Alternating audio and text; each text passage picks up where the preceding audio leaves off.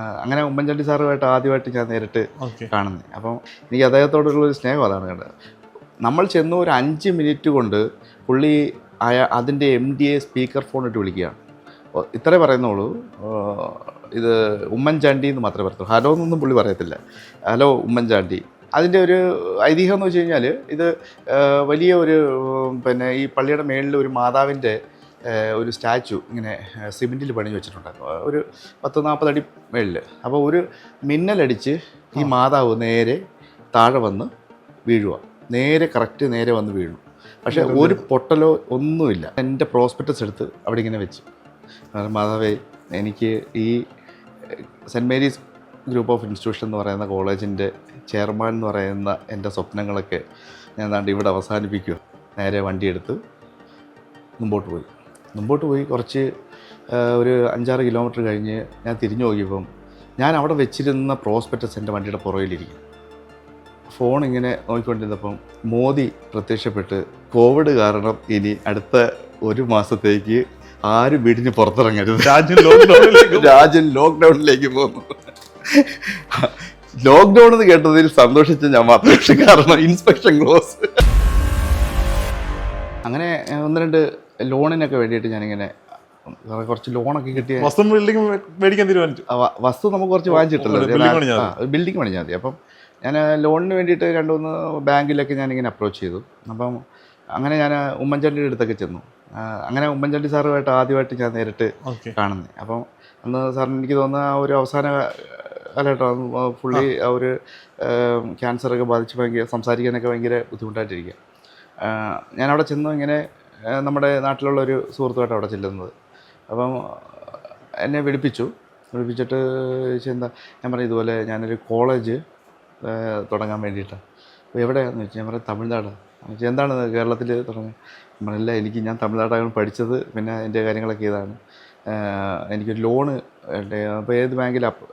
അപ്പം പറഞ്ഞു ഇതുപോലെ ഞാൻ ഒരു ബാങ്കിലാണ് അപ്രോച്ച് ചെയ്തേക്കുന്നത്. ശരി, അതിന് MD വിളിക്കാൻ പറഞ്ഞു. ഞാൻ ആരാണെന്നോ എന്താണെന്നോ ഏത് പാർട്ടിക്കാരാണെന്നോ ഒന്നും ചോദിക്കാതെ, എനിക്ക് അദ്ദേഹത്തോടുള്ളൊരു സ്നേഹം അതാണ് കണ്ടത്. നമ്മൾ ചെന്ന് ഒരു 5 മിനിറ്റ് കൊണ്ട് പുള്ളി അതിൻ്റെ MD സ്പീക്കർ ഫോൺ ഇട്ട് വിളിക്കുകയാണ്. ഇത്രേ പറയുന്നുള്ളൂ, ഇത് ഉമ്മൻചാണ്ടി എന്ന് മാത്രമേ പറയത്തുള്ളൂ, ഹലോ എന്നൊന്നും പുള്ളി പറയത്തില്ല. ഹലോ ഉമ്മൻചാണ്ടി എന്ന് ആ ഒരു വാക്ക് കേൾക്കുമ്പോൾ തന്നെ അവർക്ക് അവിടെ നിന്നൊരു ഹലോ കേട്ട് കഴിഞ്ഞാൽ പുള്ളി ഉമ്മൻചാണ്ടി എന്ന് പറഞ്ഞു കഴിഞ്ഞാൽ തന്നെ അവർക്ക് കാര്യങ്ങൾ അറിയാം. ഇതേപോലെ ഒരു പയ്യൻ ഇങ്ങനെ ഒരു കോളേജ്, ഒരു നഴ്സിംഗ് കോളേജും പാരാമെഡിക്കലൊക്കെ തുടങ്ങാൻ വേണ്ടിയിട്ടാണ്, ഒരു ലോൺ കൊടുക്കണം, സാധിക്കുമെങ്കിൽ കൊടുക്കുക. മാക്സിമം പുള്ളിക്കാരൻ ഹാർഡ് വർക്ക് ചെയ്ത് വരുന്ന ഒരാളാണ്. അപ്പം ഒരുപക്ഷെ അത് ഓക്കെ, മാക്സിമം നോക്കാമെന്ന് പുള്ളിക്കാരൻ പറയുകയും ചെയ്തു. ഓപ്പോസിറ്റ് നിൽക്കുന്നത് ഞാൻ അതിൻ്റെ ഒരു കോൺഫിഡൻസിൽ ഞാൻ അദ്ദേഹത്തിനോട് താങ്ക്സൊക്കെ പറഞ്ഞു. നേരെ വീണ്ടും ബാങ്കിൽ ചെന്നു. പിന്നെയും കുറേ പ്രതിസന്ധികളിലൊക്കെ വെച്ചിട്ട് ലോണ് കുറേയും കൂടെ ലാഗ് ചെയ്തു പോയി. പിന്നെ ഞാൻ ഈ ഒരു ബാങ്കിൻ്റെ ഒരു കോൺഫിഡൻസിൽ, അതും ഒരു വലിയ രസമാണ്. ബാങ്കിൽ അദ്ദേഹം പറഞ്ഞു എന്നെ വിളിക്കും, അത് സാർ നെക്സ്റ്റ് വീക്കിൽ ലോൺ സാങ്ഷനാവും, അതുകൊണ്ട് ധൈര്യമായിട്ടിരിക്കും എന്ന് പറയും. ഓക്കെ, ഞാൻ എന്ത് ധൈര്യം, നമുക്ക് പൈസ വരാതെ നമുക്ക് ധൈര്യം കിട്ടിയിട്ട് കാര്യമില്ലല്ലോ.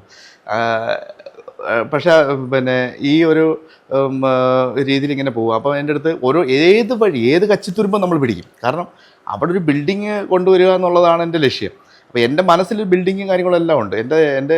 ഞാൻ ആ പ്ലെയിൻ ഭൂമിയിലേക്ക് നോക്കുമ്പം എനിക്ക് വളരെ വലിയൊരു ഇന്നത്തെ സെൻറ്റ് മേരീസാണ് എൻ്റെ മനസ്സിലുള്ളത്.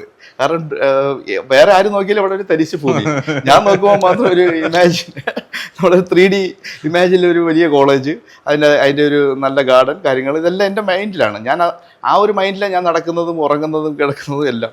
അപ്പം ഇങ്ങനെ നിൽക്കുക. അപ്പോൾ എൻ്റെ അടുത്ത് നമ്മുടെ ഡ്രൈവർ പയ്യൻ പറഞ്ഞു, സാർ ഇങ്ങനെ പക്കത്തിൽ ഒരു തന്നൂത്ത് ചർച്ചെന്ന് ചൊല്ലിയൊരു ചർച്ച് ഇருக்கு, ഒരു സെൻറ്റ് മേരീസിൻ്റെ ഒരു ചർച്ചാണ്, അവിടെ വേണമെങ്കിൽ ഒന്ന് പോയി പ്രാർത്ഥിക്കാം. അപ്പം അത് എല്ലാ അസാധ്യ കാര്യങ്ങളൊക്കെ ഒരുപാട് ആൾക്കാർ ആ പള്ളി ചെന്ന് പ്രാർത്ഥിച്ചിട്ട് കുട്ടികളുണ്ടാവാത്തവർക്ക് കുട്ടികളുണ്ടായിട്ടുണ്ട്, വീട് ഇല്ലാത്തവർക്ക് വീട്, അങ്ങനെ അങ്ങനെ ഒരു അതെല്ലാം അവരവിടെ ഇങ്ങനെ അവർക്ക് ജീവിതത്തിൽ സംഭവിച്ചെല്ലാം ഇങ്ങനെ ഫ്രെയിമിലടിച്ച് അവരിങ്ങനെ വെച്ചിട്ടുണ്ട്. ഒരു 10-500-1000 പുറത്ത് ഇങ്ങനെ വെച്ചിട്ടുണ്ട്. അപ്പം അവിടെ ഒന്ന് പോകാം. പിന്നെ അതിൻ്റെ ഒരു ഐതിഹ്യം എന്ന് വെച്ച് കഴിഞ്ഞാൽ ഇത് വലിയ ഒരു പിന്നെ ഈ പള്ളിയുടെ മേളിൽ ഒരു മാതാവിൻ്റെ ഒരു സ്റ്റാച്ചു ഇങ്ങനെ സിമെൻറ്റിൽ പണിഞ്ഞ് വെച്ചിട്ടുണ്ടായിരുന്നു, ഒരു 10-40 അടി മേളിൽ. അപ്പോൾ ഒരു മിന്നലടിച്ച് ഈ മാതാവ് നേരെ താഴെ വന്ന് വീഴുക, നേരെ കറക്റ്റ് നേരെ വന്ന് വീഴും. പക്ഷേ ഒരു പൊട്ടലോ ഒന്നുമില്ല. അപ്പം അങ്ങനെ ഒരു അത്ഭുതം അവിടെ നടന്നതാണ്. അതിന് ശേഷം അതൊരു വലിയ തീർത്ഥാടക കേന്ദ്രമായി. പിന്നെ അവിടെ എന്ത് വന്ന് പ്രാർത്ഥിച്ചാലും അവിടെ ഒരു നേരത്തെ ഫുഡ് കൊടുക്കുക, അങ്ങനെ ഭയങ്കരമായിട്ട്. അത് നമ്മുടെ കോളേജിന് അടുത്താട്ടോ, ഒരു 20 കിലോമീറ്റർ അടുത്താണ്. ഞാൻ ഇവിടെ എല്ലാം പോയി, ഇനി അവിടെ കൂടെ തന്നെ പോയിരിക്കട്ടെ. ഞാൻ എൻ്റെ പ്രോസ്പെക്ടസ് ഒക്കെ അടിച്ചതിനകത്ത് ഫസ്റ്റ് പേജിൽ ചെയർമാൻ എൻ്റെ ഫോട്ടോ കേട്ടിരിക്കുന്ന ഫോട്ടോ വെച്ചിട്ടിരിക്കുക. കാരണം ഇതൊക്കെ ചുമ്മാ ഒരു ഇതല്ലേ. അപ്പം ഞാൻ ഈ പ്രോസ്പെക്ടസ് ഒക്കെ എടുത്ത് പതുക്കെ നേരെ അവിടെ ചെന്ന്. അപ്പോൾ എനിക്ക് മാതാവിനോട് ഒരു പണ്ട് തൊട്ട് നമ്മളൊരു കാത്തലിക്സ് ആയതുകൊണ്ട് ഒരു വിശ്വാസമുണ്ട്. അപ്പം നമ്മളിങ്ങനെ പോയിട്ട് ഇങ്ങനെ ചെന്ന് മാതാവിൻ്റെ ഒരു ആ താഴെ ആ ഒരു സ്റ്റാച്ചു ഇരിക്കുന്നിടത്ത് പോയി ഇങ്ങനെ നിന്ന് ഒരു ജപമാല ഇങ്ങനെ ചൊല്ലുവാണ്. ജപമാല ഇങ്ങനെ ഓരോ മണികളിങ്ങനെ ചൊല്ലിയിട്ട് ഞാൻ എൻ്റെ ആവശ്യങ്ങളിങ്ങനെ പറയുക. അപ്പം അതിൻ്റെ കൂടത്തിൽ ഞാൻ എൻ്റെ പ്രോസ്പെക്ടസ് എടുത്ത് അവിടെ ഇങ്ങനെ വെച്ചു. മാതാവേ, എനിക്ക് ഈ Saint Mary's group of institution എന്ന് പറയുന്ന കോളേജിൻ്റെ ചെയർമാൻ എന്ന് പറയുന്ന എൻ്റെ സ്വപ്നങ്ങളൊക്കെ ഞാൻ ദാണ്ട് ഇവിടെ അവസാനിപ്പിക്കുക. ഇനി എനിക്ക് വേറെ ആരോടും ചോദിക്കാനില്ല, കാരണം ഞാൻ ഇനി മുട്ടാത്ത വാതിലുകളില്ല. അപ്പം ഇതൊക്കെ ഒരു അത്യാഗ്രഹമായിരിക്കാം എന്നെ സംബന്ധിച്ച്. നമ്മുടെ ഈ ഒരു ചെറിയ പിന്നെ നാട്ടിൽ നിന്ന്, അല്ലെങ്കിൽ നമ്മുടെ ഒരു സാമ്പത്തിക സ്ഥിതി വെച്ചിട്ട് ഞാനൊരു അമിതമായ ഒരു ആഗ്രഹം ചിലപ്പം കാണിച്ചതായിരിക്കാം. അതുകൊണ്ട് ഇനി ഒരിക്കലും ഞാൻ ഇനി ആരുടെ ഒന്നും പോകത്തില്ല, അവസാനത്തെ ഇതാണെന്ന് പറഞ്ഞിട്ട് ഞാൻ എൻ്റെ ഒരു ഫുള്ള് 72 മണിയും പ്രാർത്ഥനയും കഴിച്ചിട്ട് ഞാൻ അവിടെ നിന്ന് എണ്ണിച്ച് നേരെ വണ്ടിയെടുത്ത് മുമ്പോട്ട് പോയി കുറച്ച് ഒരു 5-6 കിലോമീറ്റർ കഴിഞ്ഞ് ഞാൻ തിരിഞ്ഞു നോക്കിയപ്പം ഞാൻ അവിടെ വെച്ചിരുന്ന പ്രോസ്പെക്ടസ് എൻ്റെ വണ്ടിയുടെ പുറകിലിരിക്കും. ഞാൻ പെട്ടെന്ന് ഞാൻ തിരിഞ്ഞു നോക്കി, ഞാൻ പ്രോസ്പെക്ടസ് ഇത് അവിടെ വെച്ചിരുന്നല്ലേ എന്ന് ചോദിച്ചു. അപ്പോൾ ഡ്രൈവർ പയ്യൻ തമിഴ്. ഞാൻ പറഞ്ഞു, ഇത് എങ്ങനെ? അത് അണ്ണേ, അത് അങ്ങേ ഇരിക്കുന്ന നിങ്ങൾ മറന്നു വെച്ചെന്ന് ചൊല്ലിയിട്ട് അങ്ങേ ഇരിക്കുന്ന കപ്പിയുടെ അടുത്ത് എങ്ങോട്ടൊക്കെ കണ്ടു തന്നെ ഞാനത് പിന്നാടി വെച്ചു. ഞാൻ പറഞ്ഞു, അത്ഭുതം, ശരി ഇരിക്കട്ടെ എന്ന് പറഞ്ഞ് ഞാനതെടുത്ത് ബാക്കിലോട്ട് വെച്ചിട്ട് ഞാൻ നേരെ തിരിച്ച് നമ്മുടെ കോളേജിൽ ചെല്ലുന്നു. അവിടെ പോയി നമ്മൾ അവിടെ ഇങ്ങനെ ഇത് ചെയ്യുക. അപ്പം അടുത്ത ഇവർ റീഇൻസ്പെക്ഷൻ ഇട്ടേക്കുക. റീഇൻസ്പെക്ഷൻ്റെ ടൈം അടുത്തു. അതോടുകൂടി നമുക്ക് ഭയങ്കര ചങ്കെടുപ്പ് കൂടി. കാരണം ആ ഇൻസ്പെക്ഷനിൽ അവർ പറയുന്ന ഒന്നുമില്ലെങ്കിൽ നമ്മുടെ സ്വപ്നം അവിടെ തീരുമല്ലേ. ഇങ്ങനെ ഒരു 2-3 ദിവസം, അതായത് 2020 ആയി, അങ്ങനെ കുറച്ച് പൊയ്ക്കൊണ്ടിരിക്കുന്നു. ഇൻസ്പെക്ഷൻ്റെ ആളെ നിശ്ചയിച്ചു. വേറെ പുറത്തുനിന്ന് കോയമ്പത്തൂർ ഏരിയ, ആ ഒരു ഏരിയ ചെന്നൈയിൽ നിന്നൊക്കെയാണ്. കാരണം അവർ ഇനി എപ്പോഴും ഫുള്ള് അങ്ങനെയുള്ള ആൾക്കാരായിരിക്കുമല്ലോ. ഇനി മുരുകനുണ്ടോ ഇതുണ്ടോ എന്ന് പറയുന്നത് ഇനി ആ ഒരു ഇതെല്ലാം പോയി. കാരണം ഇനി സ്വന്തം ബിൽഡിങ്ങാണ് അവർ ഫസ്റ്റ് നോക്കുന്നത്. ഇങ്ങനെ നിന്നു. ഇൻസ്പെക്ഷൻ്റെ ഒരു 2 ദിവസം ഞാൻ ഇങ്ങനെ അവിടെ ഇങ്ങനെ കിടന്ന് പെട്ടെന്ന് ഞാൻ ഫോൺ ഇങ്ങനെ നോക്കിക്കൊണ്ടിരുന്നപ്പം മോദി പ്രത്യക്ഷപ്പെട്ട്, കോവിഡ് കാരണം ഇനി അടുത്ത 1 മാസത്തേക്ക് ആരും വീടിന് പുറത്തിറങ്ങരുത്, രാജ്യം ലോക്ക്ഡൗണിലേക്ക് പോകുന്നു. ലോക്ക്ഡൗൺ എന്ന് കേട്ടതിൽ സന്തോഷിച്ച ഞാൻ മാത്രമേ, കാരണം ഇൻസ്പെക്ഷൻ ക്ലോസ്. ആദ്യം 10 ദിവസവും അങ്ങോട്ട് ആദ്യം ആയിരുന്നു. 10 ദിവസം രക്ഷപ്പെട്ടല്ലോ. അപ്പം ഒന്നാമത് ഈ ഡോക്ടേഴ്സാണ് വരുന്നത്, എല്ലാ MD, PG, DM, കാർഡിയൊക്കെ അങ്ങനെയൊക്കെയുള്ള ആൾക്കാർ. ഇവർക്കെന്ന് വെച്ച് കഴിഞ്ഞാൽ ഒരു ദിവസം ഷെഡ്യൂൾ ചെയ്യണമെങ്കിൽ എത്ര സർജറിയും കാര്യങ്ങളും മാറ്റി വെക്കണം. അപ്പോൾ അവർക്ക് 10 ദിവസം മാറ്റി വെച്ചാൽ തന്നെ 1 മാസം പോകും. അപ്പം ഞാൻ രക്ഷപ്പെട്ടു. 1 മാസത്തേക്ക് ഇനി അത്രയും മനസ്സമാനം ഉണ്ടല്ലോ. ഇതിവിടെ കൊണ്ടുവരുവാന്ന് വെച്ച് കഴിഞ്ഞാൽ അതിനകത്ത് വളരെ വലിയ ടാസ്കുകളും ഇത്രയും ഡോക്ടേഴ്സ് കാര്യങ്ങളെല്ലാം നമ്മളവിടെ ഫാക്കൽറ്റി അറേഞ്ച് ചെയ്യാം. അത് നമുക്ക് പൈസ കൊടുത്താൽ ഫാക്കൽറ്റി കിട്ടും. പക്ഷേ ഇൻഫ്രാസ്ട്രക്ചർ എന്ത് ചെയ്യും? അവിടെ അത് വലിയൊരു ടാസ്ക് അല്ലേ. 10 ദിവസം കഴിഞ്ഞ് വീണ്ടും 1 മാസമായി. ലോക്ക്ഡൗൺ മുന്നോട്ട് പോയി. ഞാനപ്പോൾ അങ്ങനെ നാട്ടിൽ വന്നു. അപ്പം ഞാനിങ്ങനെ വീട്ടിലിരിക്കുക. അപ്പം വീട്ടിൽ നിന്ന് പുറത്തിറങ്ങാൻ പറ്റുന്നില്ല. പിന്നെ അപ്പുറത്ത് വൈകിട്ട് ആരും കാണാതെ, പോലീസ് കാണാതെ താഴെ പോയി കൂട്ടുകാരുടെ കൂടെ അവിടെ പോയിരിക്കും. അങ്ങനെ പിന്നെ അടുത്ത കുട്ടികളൊക്കെ വീട്ടിലേക്ക് വിട്ടു. എല്ലാം ഓൺലൈൻ ക്ലാസ്.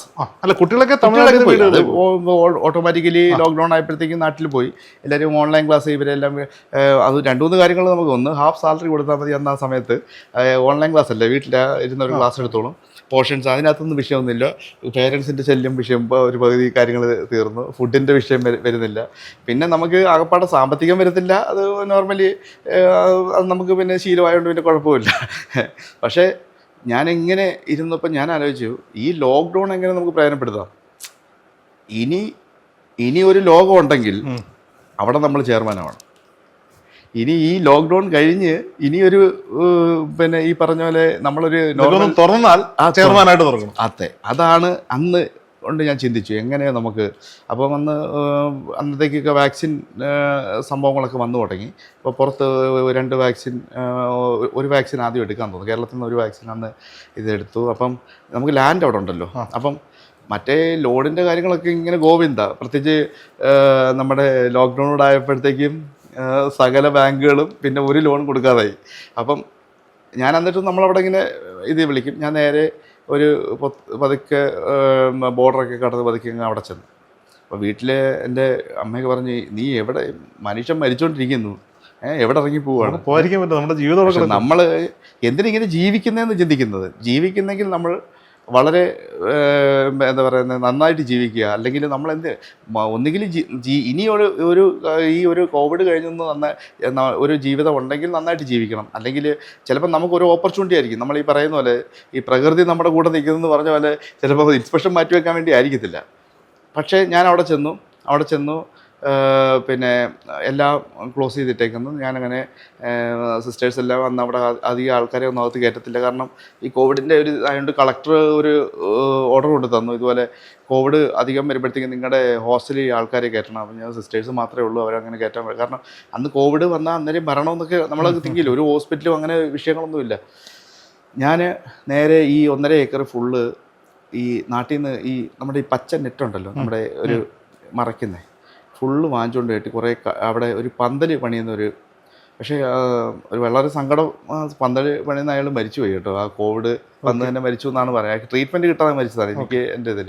അങ്ങനെ അയാൾ വന്നിട്ട് കഴ മൊത്തം അടിച്ചിട്ട് ഫുള്ള് ഈ 1.5 ഏക്കറങ്ങ് മറച്ചു. പുറത്തുനിന്ന് ഒന്നും കാണത്തില്ല. എന്നിട്ട് അപ്പം നമുക്ക് ഈ ബാങ്കിൽ ഞാൻ വിളിക്കുമ്പോൾ അവർ പറയും, സാർ നെക്സ്റ്റ് വീക്കിൽ സാർ. ഞാൻ നേരെ അവിടുത്തെ ഒരു കൺസെഷൻ സാധനങ്ങൾ വിൽക്കുന്ന കടയിൽ ചെന്നിട്ട് പറഞ്ഞു, സാർ എനിക്ക് ലോൺ നെക്സ്റ്റ് വീക്കിൽ കിട്ടും. നിങ്ങളുടെ സിമെൻറ്റ് വിട്ടിരുന്ന് കട്ടിയായി പോകും. കോവിഡ് ആരും ഒന്നും വാങ്ങിക്കത്തില്ല. ഞാൻ വേണം ഇത് മൊത്തം എടുത്തോളാം. 500 ചാക്ക് തൊട്ട് ഇങ്ങോട്ട് അടിക്കുക. വീണ്ടും തീരുമ്പോൾ ഞാൻ അവിടെ ഒരു ചെറിയ ഷെഡ് അടിച്ചിട്ട് ഈ സാധനങ്ങളെല്ലാം അവിടെ നിറച്ചു. ഒരു കോൺട്രാക്ടർ എടുത്ത് ഞാൻ പറഞ്ഞു, നിങ്ങൾക്ക് എത്ര പേരുണ്ട്, നിങ്ങൾ വീട്ടിലിരുന്നിട്ട് നിങ്ങൾക്ക് പൈസ ഒന്നുമില്ല, അതിനകത്ത് ഫുഡ് വെക്കാനുള്ള കാര്യങ്ങളൊക്കെ ഞാൻ ചെയ്തുതരാം. അതിനകത്തോട്ട് പോലീസോ കാര്യങ്ങളൊന്നും വരത്തില്ല. കാരണം അത് അതിനകത്ത് വിട്ട് നിങ്ങൾ പുറത്തോട്ട് പോകരുത്. അവരവിടെ നിന്നു. JCB വിളിച്ചു, അതിൻ്റെ മാർഗ് ചെയ്തു. സാധനങ്ങൾ പതുക്കെ കോവിഡ് സമയത്ത് ഞാൻ അതിനകത്ത് പതുക്കെ എൻ്റെ സ്വപ്നത്തിലെ കോളേജ് കെട്ടിത്തുടങ്ങി. കാരണം ഈ കമ്പിയും സിമെൻറ്റും ഇരുന്ന് പിന്നെ ഇത് പോകണ്ടെന്ന് വെച്ചാൽ അവർ നമുക്ക് ക്രെഡിറ്റ് തന്നുകൊണ്ടേയിരിക്കുന്നു. പൈസ ചോദിക്കുമ്പോൾ ഞാൻ പിന്നെ തരാമെന്നുള്ള റെക്കോർഡിങ് കേൾപ്പിക്കും. അടുത്ത ആഴ്ച നെക്സ്റ്റ് ലോട്ടറി പോലെ നമ്മളിങ്ങനെ അടുത്ത എന്നുള്ള രീതിയിൽ ഒരു 6-7 മാസമായപ്പോഴത്തേക്കും ഫസ്റ്റ് ഫ്ലോർ ഏകദേശം കഴിഞ്ഞു. 1 രൂപ എൻ്റെ കയ്യിൽ പൈസയില്ല. ഈ പിന്നെയും കയ്യിൽ ഗോൾഡും ഇതും വൈഫിൻ്റെയും അങ്ങനെയൊക്കെ കുറേ ഇതൊക്കെ ഇട്ടിട്ട് ഈ പണിക്കാർക്ക് മാത്രം, കാരണം അവരുടെ വീട്ടിൽ ഓടണമല്ലോ, അത് മാത്രമേ എനിക്ക് കൊടുക്കാനുള്ളൂ. അങ്ങനെ കുറച്ച് പൈസ കൊടുത്തു, ബാക്കിയൊക്കെ ക്രെഡിറ്റ്. അപ്പം മറ്റവർക്ക് പിന്നെ ഈ സാധനം നശിച്ച് പോവാതെ അവരെനിക്ക് തന്നുകൊണ്ടിരിക്കുകയാണ്. അപ്പം അങ്ങനെ ഫസ്റ്റ് ഫ്ലോറിൻ്റെ 3 പോർഷനായിട്ടാണ് അത് കോൺക്രീറ്റ് ചെയ്യുന്നത്. അപ്പം അത് 3ഉം കംപ്ലീറ്റ് ആയി. ഇനി അടുത്ത ഒരു ഫൈനൽ പോർഷൻ, മേളത്തെ ഒരു പോർഷൻ ചെയ്യാൻ ഇങ്ങനെ എന്ത് ചെയ്യണമെന്നല്ല, ഒരു കമ്പി വരെ ഞാൻ എടുത്തു ചെയ്തു. കമ്പിപ്പണിയെല്ലാം കഴിഞ്ഞു. ഇനി കോൺക്രീറ്റ് ഇടണം. കോൺക്രീറ്റ് ഇടണമെങ്കിൽ അന്ന് നമുക്ക് കുറച്ച് പൈസയെങ്കിലും അവിടെ കൊടുത്തേ പറ്റത്തുള്ളൂ. ഒരു 10 ലക്ഷം രൂപ പോലും മിനിമം ഇല്ലാതെ ഒന്നും ചെയ്യാൻ പറ്റില്ല.